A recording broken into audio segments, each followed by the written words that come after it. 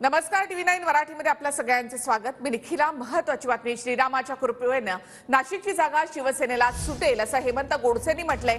तर नाशिकची जागा कुणालाही द्या, पण 20 मेच्या आधी जाहीर करा असं भुजबळांनी म्हटलेलं आहे। उद्या आमची पत्रकार परिषद आहे आणि उद्या बरेचसे अर्ज हे भरले जाणार आहेत असं दीपक केसरकरांनी म्हटलेलं आहे।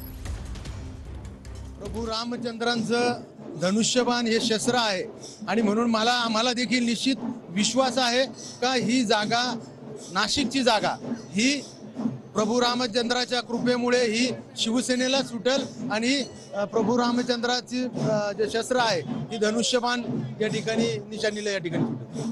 माझं म्हणणं एवढंच आहे की ज्यांना द्यायची असेल ती जागा द्या नाशिकची, पण 20 मेच्या अगोदर निर्णय घ्या। माझं म्हणणं एवढंच आहे की ज्यांना द्यायची असेल ती जागा द्या नाशिकची, पण 20 मेच्या अगोदर निर्णय घ्या।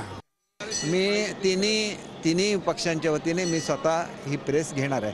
तसं आमचं मुख्यमंत्री, दोन्ही उपमुख्यमंत्र्यांचं ठरलेलं आहे आणि दोन्ही पक्षांचे जे प्रवक्ते आहेत ते सुद्धा माझ्यावर असणार।